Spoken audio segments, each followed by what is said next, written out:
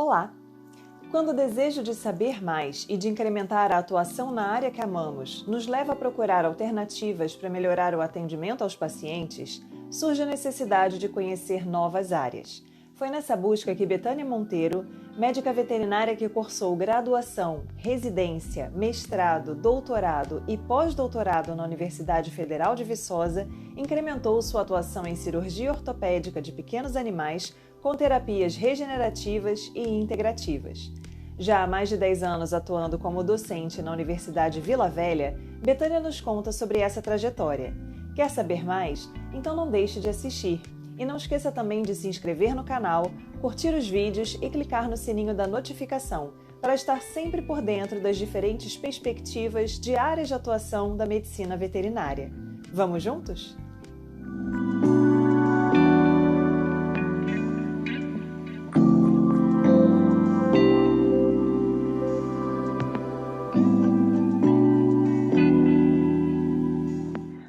Olá, seja muito bem-vindo ao Papo de Veterinário, é um grande prazer ter você aqui com a gente hoje. Betânia Monteiro é médica veterinária formada pela Universidade Federal de Viçosa, fez residência em clínica e cirurgia de pequenos animais na mesma instituição, fez também mestrado e doutorado desenvolvendo estudos com cirurgia, ortopedia e medicina regenerativa, e também fez pós-doutorado antes de ingressar na Universidade de Vila Velha, onde é docente há 11 anos.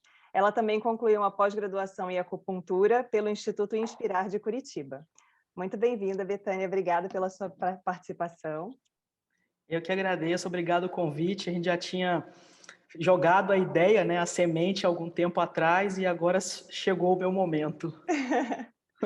Betânia, como foi essa sua trajetória ao longo da graduação para escolher atuar na área de cirurgia, né? Você sempre teve a intenção de trabalhar nessa área ou foi te encantando aí ao longo desse início de curso?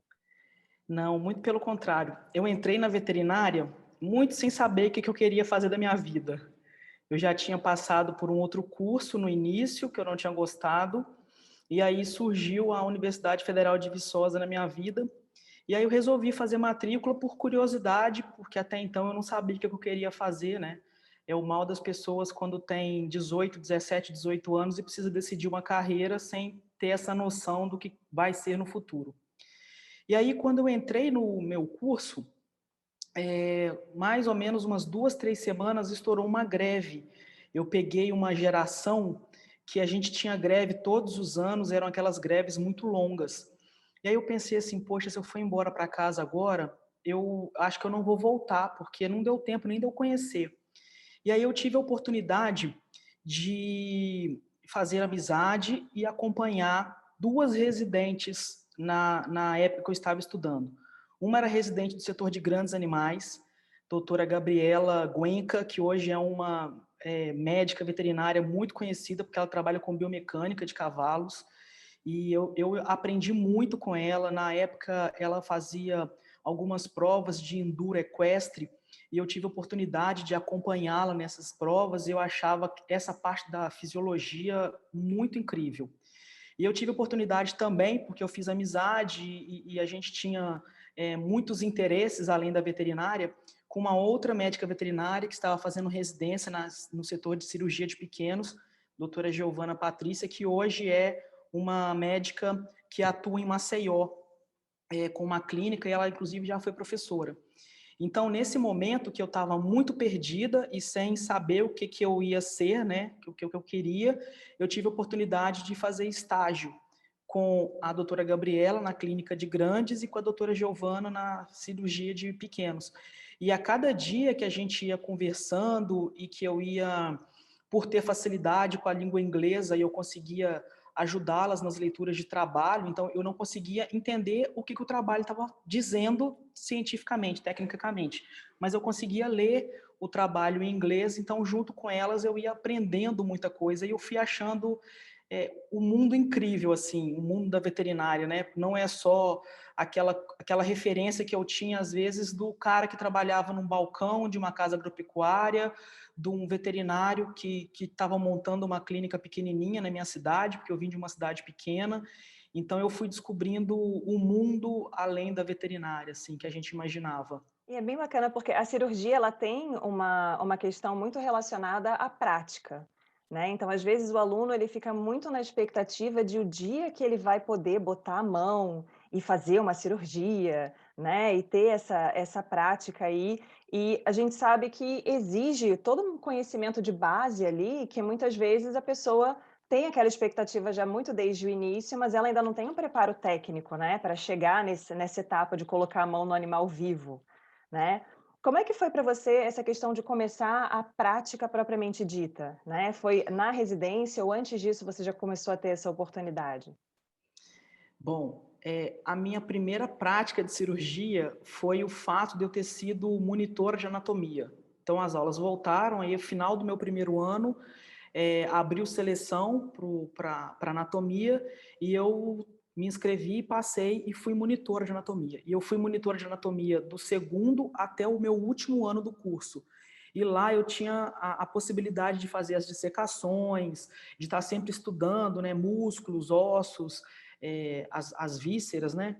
E eu aprendi a cirurgia muitas vezes olhando o colega mais velho.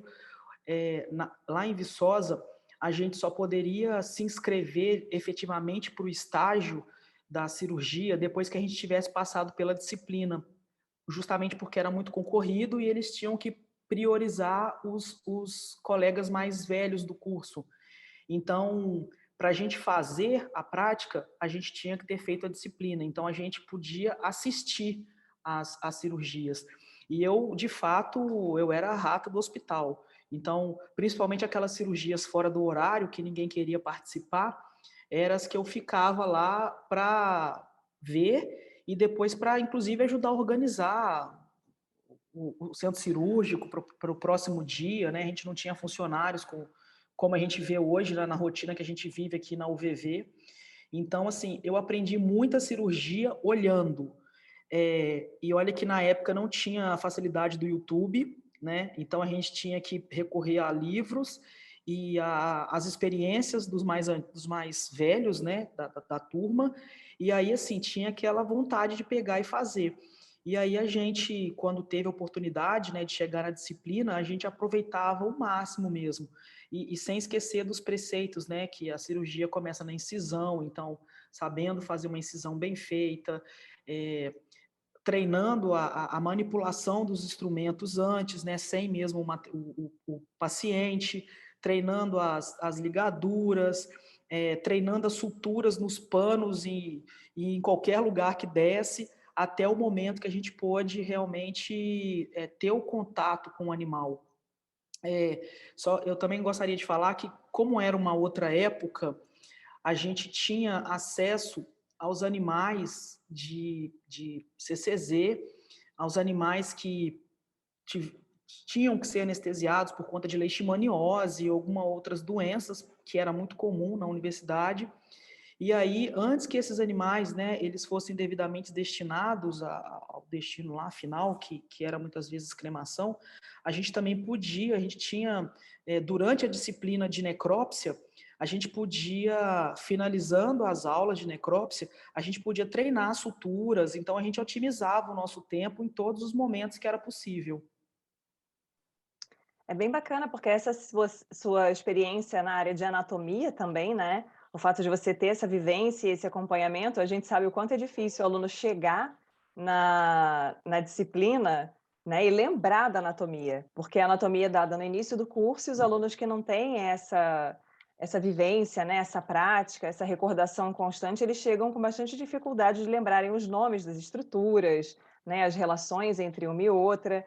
E a parte de ortopedia, ela é uma das sub-áreas da cirurgia, né, e os cirurgiões, de maneira geral, eles acabam afunilando um pouco para algumas áreas específicas, né? Me diga você que é da área. Não, então, aí, como eu estava sempre acompanhando essa amiga minha que era residente, né, e ela já tinha um orientador, que eu até então eu não entendia o que significava, eu comecei a de longe, né, acompanhá-lo também sempre que possível. Era uma relação totalmente diferente, né? A gente não tinha WhatsApp, a gente não tinha telefone, a gente tinha que bater na porta e esperar ele falar que a gente poderia entrar. E o meu orientador, que depois tornou meu orientador, né, ele era ortopedista, e eu achava sempre, apesar de ser uma cirurgia bruta, suja, né, serras, furadeiras e martelos e afins, eu sempre achava que ele era muito elegante assim para fazer as técnicas que ele fazia.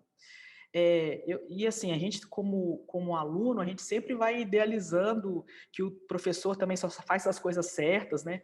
Por vezes ele até fazia algumas coisas que talvez não eram tão certas assim, mas a gente ali querendo fazer e aprender, estava sempre tudo muito certo, né? E aí eu fui me interessando por essa área, porque era realmente uma área que tinha materiais mais elaborados, não era todos os colegas que executavam as técnicas. E aí, durante o meu mestrado e o meu doutorado, eu tive a oportunidade de aprofundar mais aos estudos, né, e acompanhar mais as cirurgias e poder executá-las depois, né, e inclusive a gente aprende muito quando a gente está ensinando alguém, e aí a vida é um constante jogo de ensino, né, então toda vez que você vai ensinar, você está aprendendo, e toda vez que você está aprendendo, você se torna mais apto para estar ensinando alguém. E aí, até hoje, eu estou aí aprendendo um pouco da ortopedia. E a medicina regenerativa, né, quando ela se encaixou aí nesse seu contexto de cirurgiã, né, quando você abriu os olhos para essa área e achou interessante integrar isso à sua prática? Então, aí vai a história. O meu orientador, ele tinha uma linha de pesquisa que era com enxertos ósseos. Então, desde o do início dos estudos dele, ele procurava métodos alternativos para aquelas fraturas que eram mais complicadas, que tinham não uniões, ou em região, por exemplo, que faziam defeitos críticos, tipo calvária, né, que não se cicatrizavam de jeito nenhum. Então, ele vinha trabalhando com enxertos ósseos. Mas, no início dos anos 2000, só ficar nessa parte de fazer enxerto de osso cortical, enxerto de osso esponjoso, já não era um negócio que era uma sensação. Hoje a gente ainda usa isso, incrementa muito as cirurgias, mas para a finalidade de pesquisa, né, isso não era as coisas modernas. Então a gente começou a trabalhar com fatores de crescimento, que o pessoal da odontologia já utilizava alguns. Então, meu primeiro contato foi com a proteína morfogenética óssea, a BMP, fazendo essa osteoincrementação, né, de um processo. E aí a gente começou a trabalhar com um grupo de células que ainda na época não chamava células tronco, chamava células estromais, que a gente sabia que tinha na medula óssea e que elas ainda não eram comprometidas com nada e que podiam potencializar o desenvolvimento de outras células, né? Esse era o conceito que a gente tinha aí no início dos anos 2000. E aí eu ia terminando o meu mestrado, era o curso novo de doutorado na Universidade Federal de Viçosa, e eu tive a oportunidade de fazer aquela transposição de nível, que eu consegui a bolsa. E aí eu falei, vamos começar a trabalhar com esse tipo de células, que a gente estava começando a chamá-las de células tronco, e só que assim, a gente não tinha um laboratório montado, a gente não tinha, na verdade, nem conhecimento, né? Porque o meu treinamento até então era com bisturi na mão.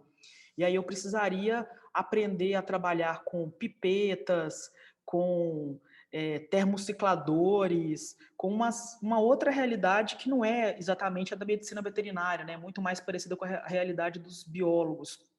E aí, nesse momento, a vida vai colocando anjos na nossa frente, né?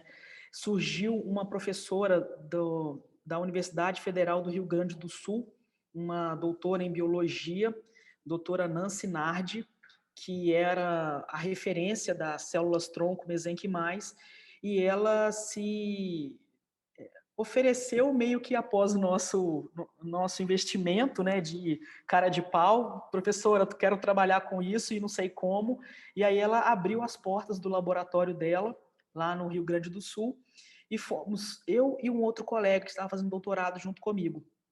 Ele na área de dermatologia, e ele queria utilizar essas células para processos, né, principalmente pacientes diabéticos que tinham feridas que não se reparavam também espontaneamente, e eu na área de ortopedia. E a gente foi para Porto Alegre e ficamos lá algum tempo, acho que uns 3 meses, 4 meses, para aprender o básico para a gente poder voltar para a Viçosa e tentar montar uma estrutura. Aí, de fato, foi o que a gente fez. Na época, a gente tinha disponibilidade de recursos, né, para pesquisa, era uma época muito diferente de hoje em dia, e aí, enquanto a gente estava lá fazendo esse treinamento, o meu orientador ficou em Viçosa adquirindo produtos, né, e vendo os locais que a gente poderia inserir um laboratório para poder fazer a cultura das células tronco. E aí foi a partir disso que a gente foi desenvolvendo e foi aprofundando nessa área aí de células e buscando conhecimentos, né? E assim, o mais impressionante é que muitos conceitos e muitas coisas que a gente estudava lá no início do ano 2000, né, 2002, eu fiz o meu doutorado em 2005 até 2009, então quando eu defendi, tinha muitas coisas que já tinham mudado nesse meio do caminho, e de hoje, quando eu olho, né, para esse início, é uma ciência que está em constante evolução. Então, inclusive conceitos, atuação das células, forma como elas incrementam o processo no organismo de cura e reparação, é tudo muito novo, é tudo muito mutável, né? As coisas mudam muito. E aí a gente tem que correr atrás sempre. Essa questão de buscar sempre a informação mais recente com relação a uma área é essencial, né? Ainda mais nessa área de medicina regenerativa que vem, né, em destaque já há algum tempo, e algumas pessoas têm aquela concepção mais relacionada à mídia. Nossa, é um milagre, a célula-tronco você vai botar lá, ela vai operar milagres e vai resolver qualquer problema, e a gente sabe que na prática não é exatamente assim, né? Então a gente precisa realmente ver a questão de até onde, né, o que se conhece hoje consegue avançar e o que é possível ajudar a resolver e o que não. Então, dentro dessa dicotomia que a gente tem, né, entre uma realidade muito de pesquisa e aquilo que já pode ser transposto para uma prática ali diária, em que ponto que está essa questão da medicina regenerativa em termos de atendimento de casos? Já está bem mais avançado isso, né? Sim, eu lembro que quando eu comecei a dar palestras, né, sobre terapia celular, eu colocava uma foto do Superman, que foi vivido por um tempo por aquele ator Christopher Reeve, que ele sofreu um tombo de cavalo e ele parou de andar. E ele criou uma fundação para pesquisas com células-tronco, porque ele queria muito voltar a andar. E aí, na época, né, 2010, 2011, a gente falava que ele estava gastando o dinheiro dele todo com pesquisa, mas que provavelmente a terapia celular por si só não ia ser capaz de prover para ele essa reintegração total, né, e ele voltar a andar. Então, muitas palestras que eu dei, eu chamava atenção para isso. Ajuda muito nos processos de resolução do organismo, mas ainda não era possível esse retorno total da funcionalidade. E aí o mais engraçado é que a medicina regenerativa, né, a terapia com células-tronco, a terapia com os fatores de crescimento, elas despertaram em mim, associado à ortopedia e à neurocirurgia, elas despertaram em mim uma nova curiosidade, que foi da medicina integrativa, porque a gente começou a perceber que, na prática, mesmo pacientes que tinham lesões medulares, por exemplo, e que só com a cirurgia descompressiva eles não tinham bons resultados, quando a gente começava a reabilitar esse paciente, né, com a fisioterapia, com a acupuntura, com o laser, ozônio e todas as coisas que a gente tem hoje em dia, né, disponível, esse paciente ele voltava a apresentar uma evolução. E aí, assim, a gente fala em andar, né, mas muitas vezes eles não têm tônus fecal, urinário, eles não têm os reflexos de proteção, e aí eles voltavam a apresentar isso. E aí, assim, hoje em dia, a gente tem laboratórios credenciados pelo MAPA que comercializam as células-tronco. Então, eu acompanho muito o trabalho da doutora Patrícia Maillard, que tem um laboratório em Brasília, mas tem outros, né? Tem vários, que aí a gente consegue comercializar essas células. Quando eu tenho pesquisa vigente, né? a gente produz essas células no laboratório de pesquisa, mas para utilizar com a função ali de pesquisa mesmo. Mas os dados obtidos em pesquisas, e a gente já trabalhou com pacientes que tinham sequelas de sinomose, pacientes que tinham lesões renais, pacientes que tinham a doença cognitiva do cão idoso, pacientes com diversas deformidades ósseas e principalmente, né, os paraplégicos, a gente já tem dados, né, tanto de pesquisa e quanto de trabalhos clínicos, que a gente tem uma boa recuperação funcional desses pacientes quando a gente faz associação da terapia com células-tronco e outros trabalhos integrativos que são tão importantes, né, quanto a capacidade que as células têm de estimular o organismo em prol de uma reparação. É bem bacana que, na realidade, existe o espectro das 3 áreas, né. Então tem que ter a cirurgia, em primeiro plano, né, fazendo ali, muitas vezes, uma intervenção, quando a gente pensa em questões ortopédicas, aí a terapia celular e essas terapias integrativas, né. E essas terapias integrativas também são área de interesse de muitos alunos, né, muitos deles gostam da área, têm interesse, acham bacana, mas você acredita que dentro da medicina veterinária é interessante que a pessoa tenha uma base mais forte em alguma, digamos assim, disciplina específica, antes de trabalhar com terapias integrativas? E aí, se tiver particularidade de cada uma delas, você pode comentar.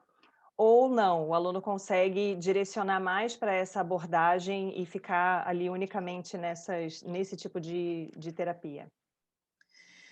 Bom, a medicina veterinária também tem mudado muito, né? Então, hoje, quando eu comento, por exemplo, que a gente tem uma disciplina de clínica de silvestres aqui na universidade, isso é muito diferente do que quando a gente estudou alguns meses lá atrás, né?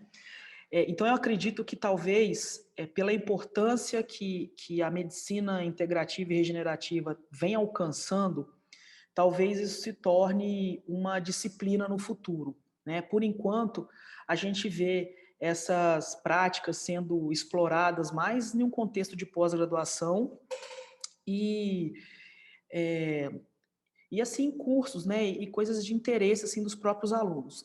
Eu hoje, como ortopedista e trabalhando numa cidade que tem recursos, né? Porque a gente mora numa cidade que eu posso encaminhar meu paciente para um serviço de terapia assistida, que a gente tem profissionais qualificados aqui na Grande Vitória capazes de atender esse paciente. Então, como ortopedista, eu não me vejo hoje trabalhando, né?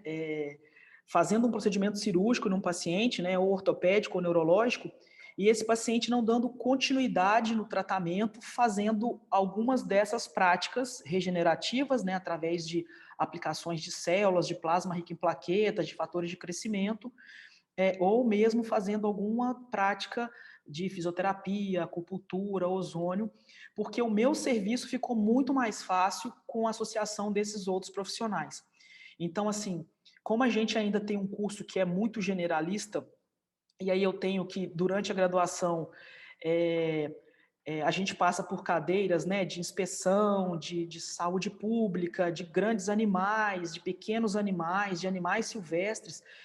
Como a grade é muito ampla, eu acho que cabe o aluno que se identifica mais com a área, ele buscar fazer estágios, ele buscar os cursos, né? Existem uns cursos que, mesmo você ainda não sendo formados, é acessível para você fazer. A gente vive uma era, né, que a gente tem as informações sem sair de casa, que são as aulas, que são as lives, os cursos online. Então, eu acho que isso facilita muito para todo mundo que tem vontade de aprender conseguir achar informação na rede, né, na internet.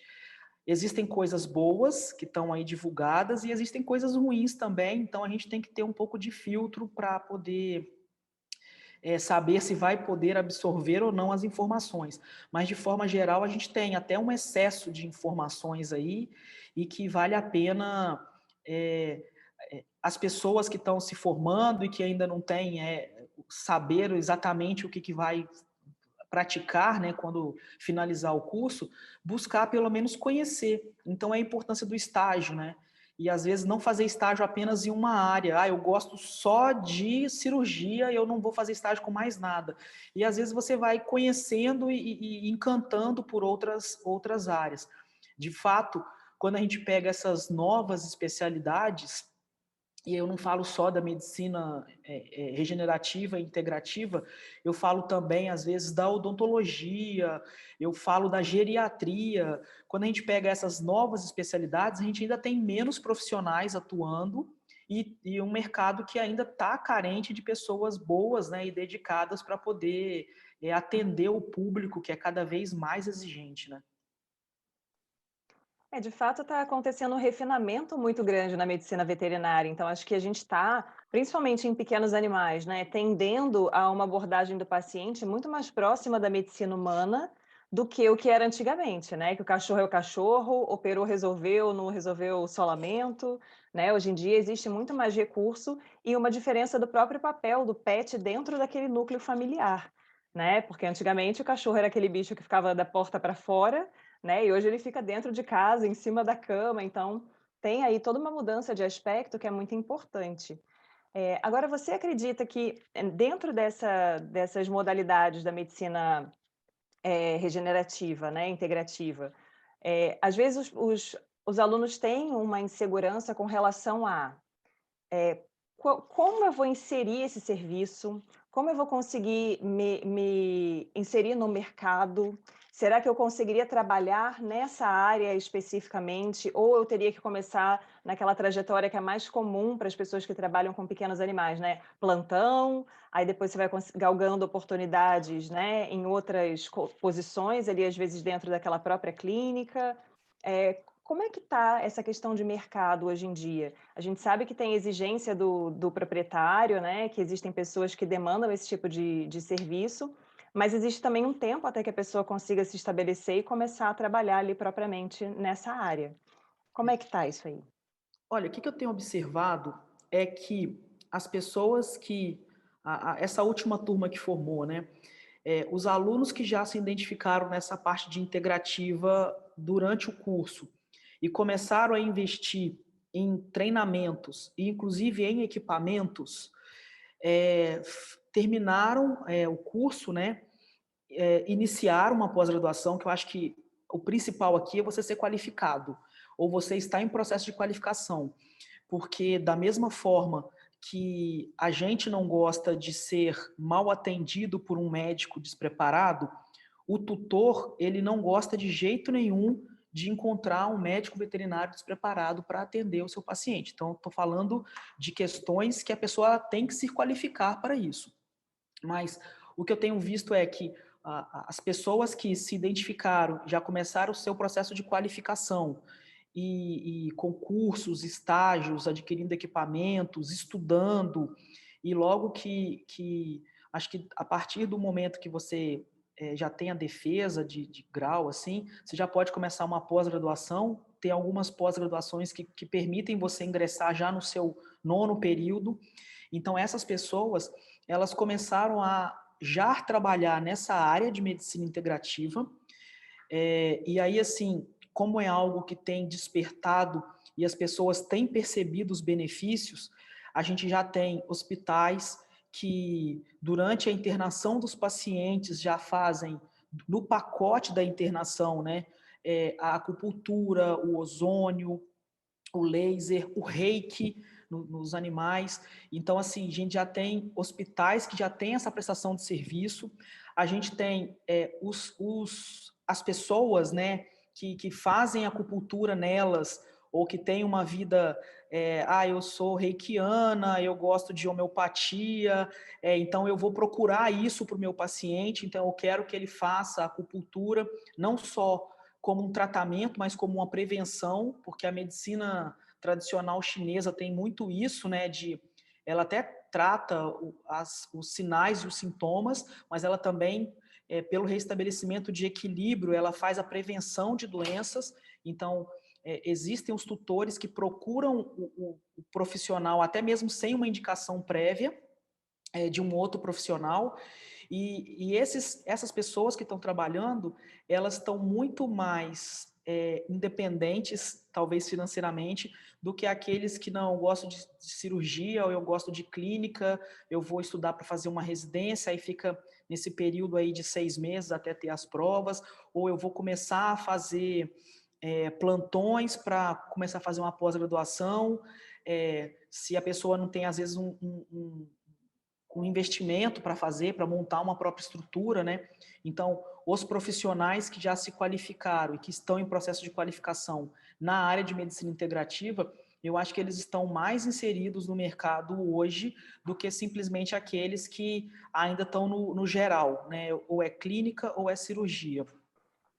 Mas existe uma particularidade desse mercado, provavelmente também, que é ele está mais acessível, né? Ele está mais presente em centros maiores, né? Então, as cidades menores, né, com populações menores, talvez a pessoa, não sei, fazer o serviço de volante, né? E ali em municípios um pouco mais distantes para poder levar esse tipo de serviço aos animais, ou, né, as pessoas virem de outros municípios para o atendimento nesses hospitais. Então, na rotina de vocês, tem essa questão de pessoas que vêm de municípios mais distantes para fazerem esse acompanhamento?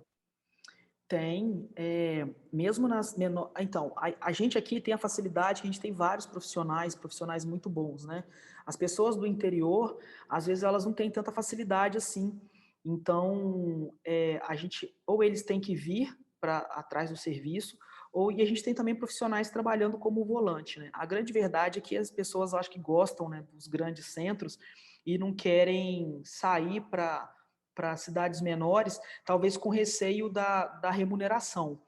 Eu acho assim, quando você começa a oferecer o serviço, aparecem as pessoas interessadas. Então, imagina, um tempo atrás, falar, vou fazer terapia com células-tronco num cachorro, vou montar um laboratório que demanda muito dinheiro, porque os equipamentos são caros, vou passar por todo o processo de reconhecimento e de legalização do produto que eu estou vendendo, e será que não vai ter retorno? E aí, quando você começa a ver, as pessoas às vezes vão lá no Google, digita lá, né, no Google, e aí eles já vêm te procurando, porque sabe que você trabalha com aquilo e que se você presta serviço, eles vão atrás. E assim eu percebo hoje com a medicina regenerativa e integrativa. Então, por exemplo, aqui na Grande Vitória, né, eu tenho 2 colegas que eu admiro muito o serviço que eles executam, o doutor Sandro e a doutora Miriam. A Miriam, inclusive, fez a residência dela com equinos, e durante a residência ela começou a fazer uma pós-graduação em fisioterapia. E hoje ela trabalha em algumas cidades do estado, fazendo atendimento, e por vezes eu entro em contato com ela e falo assim, Miriam, pelo amor de Deus, atende um paciente para mim, porque ela não tem horário, porque também demanda o tempo fazendo as viagens. Mas a gente ainda tem grandes regiões do Espírito Santo, né, tipo Cachoeiro, que é uma cidade grande, com poder aquisitivo bom, porque economicamente é uma cidade conhecida pelas pedras, né, pelos mármores. Lá é uma região ainda que está carente desse tipo de profissional e que muitas vezes os pacientes vêm de lá para ser atendidos aqui porque não tem um profissional qualificado para prestar esse serviço lá. Então, nessa tendência, né, de procurar atividades que possam agregar nessa questão de saúde animal e, inclusive, gerar um recurso financeiro, né, porque a gente trabalha por amor, mas a gente também tem boleto, então a gente tem que pensar no financeiro.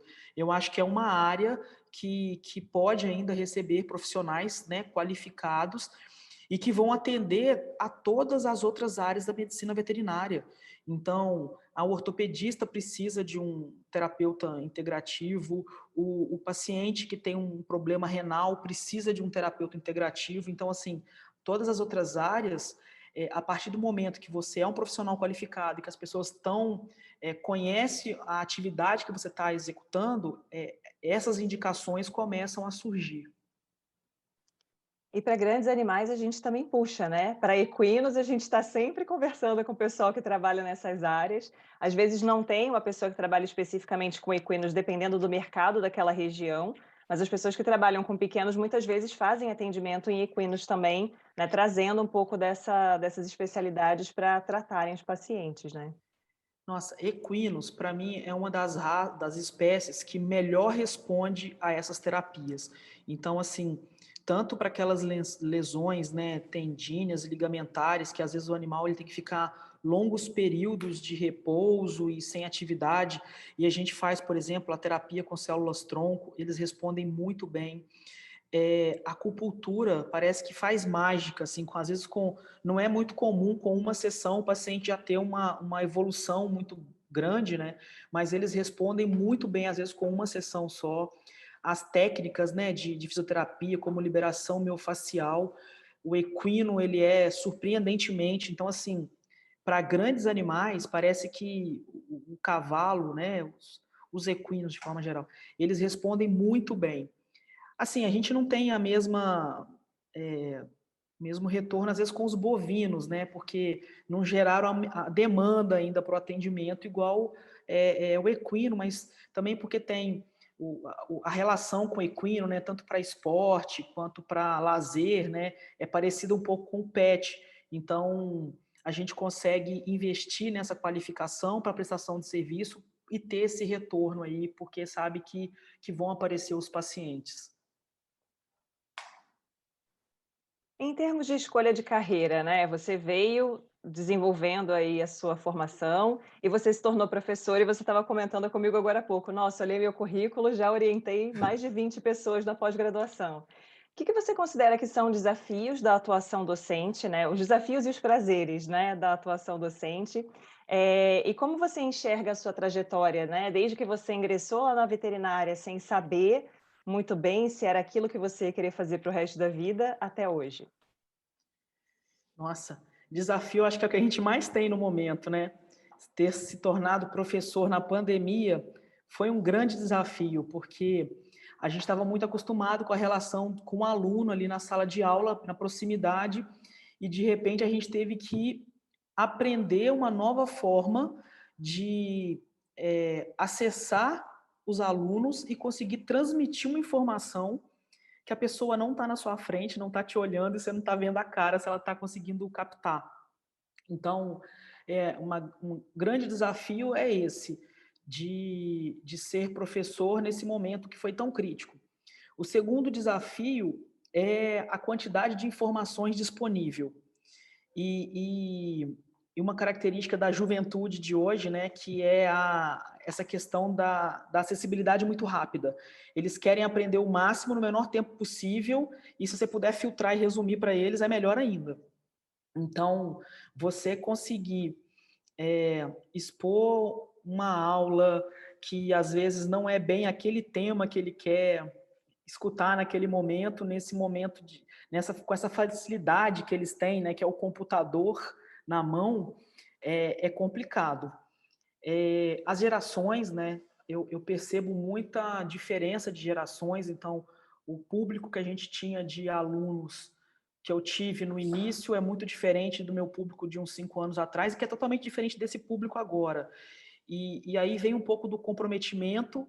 Na verdade, a gente acha que é um pouco de descomprometimento, mas é o comprometimento deles, que a geração deles tá acostumada. E provavelmente as novas gerações, né, que estão muito mais aceleradas, a relação professor-aluno vai ser totalmente diferente, né? Acho que a gente tem a cada dia que aprender também a como lecionar, porque os modelos tradicionais provavelmente não vão servir. E como pesquisadora, a grande dificuldade que a gente tem hoje em dia é a falta de recursos. Infelizmente, a gente vem de, de gestões, né, administrativas nacionais que não priorizaram a educação e que não priorizam a educação.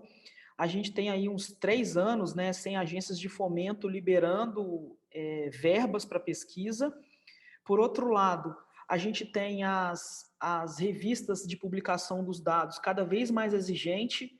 Então, se você faz um trabalho simples, que é o que a gente consegue fazer adequando a nossa realidade, para as grandes revistas não bastam, porque você não fez uma biologia molecular, você não fez um trabalho diferenciado, e aí a gente fica literalmente entre a cruz e a espada, porque a gente tem que fazer, mas não consegue publicar, e eu acho que isso são algumas angústias que a gente vem vivendo aí nesses últimos anos e que Infelizmente, né, nessa era da pandemia, acho que isso piorou e potencializou muito.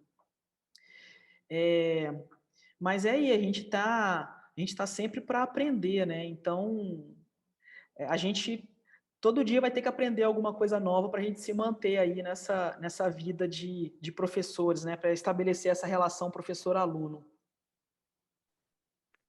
E o que que você teria para sugerir então, né, para os alunos que estão ou pessoas que eventualmente têm desejo de entrar na medicina veterinária, ou pessoas que já estão no curso, né, pode ser relacionado à sua área especificamente, aliás, às suas áreas, né, que você atua em uma base bem ampla, ou no geral, né, com essa sua experiência docente, questões que você a gente sempre tem conselho para dar, né, a gente sempre tem uma sugestão a fazer, né, uma dica ali: "Gente, estudem", né, a gente começa por aí, é o básico. O que que você teria a falar para esse público? Eu acho assim, a gente tem que buscar o que a gente gosta. E aí, de vez em quando, surgem umas ideias novas. Então, por exemplo, eu já tinha terminado o doutorado, já tinha terminado um pós-doutorado, já estava trabalhando ali com a parte da ortopedia, com a parte das células-tronco. Aí um dia eu falei assim, nossa, eu preciso fazer alguma coisa diferente para estimular a minha cabeça e abrir os meus horizontes. Não só na área da veterinária, às vezes a gente começa a fazer cursos de outras áreas, mas que a gente consegue a gente aprende alguma coisa e pode incrementar a nossa rotina. E aí eu resolvi fazer uma pós-graduação em acupuntura. Eu até achei que eu fosse fazer algo para distrair a minha cabeça, e quando eu cheguei lá eu descobri que era um negócio muito mais complexo do que ficar distribuindo agulhas ao longo do corpo de um paciente. Então, é, eu passei 2 anos, né, por uma pós-graduação, inclusive conhecendo pessoas diferentes, pessoas de áreas diferentes, não só da medicina veterinária, mas eu convivi com fisioterapeutas, eu convivi com médicos, e a gente vai trocando experiências. Agora, recentemente, eu voltei a fazer uns cursos na área de ortopedia, porque o que eu aprendi lá nos anos 2000 já não serve para agora. Então, nesses cursos, a gente também se relaciona com professores de outras instituições, com alunos recém-formados que vêm cheio de expectativas, né, de como vai ser a vida profissional. Então, e cada vez que a gente vai renovando os conhecimentos e conhecendo outras pessoas da área, vai surgindo novos sonhos, novas vontades, novas ideias, né? Então, eu não pensava nisso antes, estou pensando nisso agora. Então, assim, eu acho que essa vontade de aprender, sabe? É, a gente tem hoje em dia, né, que aprender, eu quero mexer no Canvas. Esses dias eu fui dar uma aula no PowerPoint, aí eu pedi os alunos para fazerem um seminário. E aí eles vieram com umas apresentações todas bonitas, né? Falei, gente, que fundo de PowerPoint é esse? Aí os alunos, nossa, professora, que coisa antiga, a gente montou a apresentação no Canvas. Falei, nossa, eu nem sabia que o Canvas serviria para isso, né? Aí eu fui lá e comprei um curso do Canvas na internet para eu poder fazer apresentações mais dinâmicas, porque é isso que eles querem agora, né? Então a gente está sempre aí aprendendo, e tudo que a gente aprende, eu acho que de alguma forma dá para a gente agregar novas informações e distribuindo essas informações. Então acho que o principal é essa vontade de estar sempre aprendendo. Quando a gente trabalha com a área da saúde, a gente tem uma evolução que é muito rápida, né? Então, mais uma vez, né, pensando na pandemia, todo mundo falou assim, nossa, como que saiu rápido a vacina para o Covid. Realmente, de um ano, né? Por mais que muitas pessoas tenham morrido, mas essa vacina começou, gente, há muito tempo atrás, e tudo que a gente tudo que os pesquisadores foram fazendo ao longo aí de 100 anos, serviu agora para potencializar essa vacina ficar pronta tão rápida, né? Então, as coisas mudam muito rápido, acontecem muito rápido, e a gente tem que estar sempre com essa vontade de aprender para poder prestar o melhor serviço para o nosso paciente, porque ele merece. Às vezes os tutores são muito chatos, mas os pacientes são muito legais, então eles merecem. Com certeza. Os pacientes sempre em primeiro lugar, né. É. Betânia, muito obrigada por trazer um pouquinho da sua história para gente, por compartilhar aí do seu conhecimento, da sua trajetória. Queria te agradecer por se dispor em um sábado, né, a estar aqui com a gente, contando um pouquinho aí de como foi esse seu desenvolvimento profissional. Pedir para o pessoal que está assistindo, se gostar do vídeo, curtir, compartilhar, né, fazer comentários, se inscrever no canal, apertar o sininho da notificação, que tudo isso é importante aí para o engajamento no canal. E muito obrigada mais uma vez aí pela sua presença. Não, eu que agradeço, né? Você também fazendo uma coisa nova, dessas coisas de vídeos, postando, curte. Eu acho isso muito legal. Eu queria ter um pouco mais dessa habilidade também, né? Porque eu acho que é uma forma muito saudável de divulgar o trabalho. Então, você, por uma linha, convidando pessoas para conversar com você, mas existem pessoas, né, que usam desses canais aí sociais para divulgar a sua atividade. Então, também é uma forma, né, das pessoas novas começarem a se divulgar. E o que eu acho mais legal desse mundo que a gente vive da veterinária é eu estar aqui conversando com você, né, fazendo um vídeo que você vai divulgar na rede e eu vendo o gatinho passando aí atrás, né, e participando da nossa conversa. Então, eu acho que isso é o mais legal. Eu queria agradecer muito o convite e falar que não tem problema ser sábado. Sábado geralmente é o dia que a gente tem para fazer essas coisas e que é sempre o que a gente faz com prazer, né? A gente nem vê o tempo passando. Muito obrigado. Obrigada, Betânia.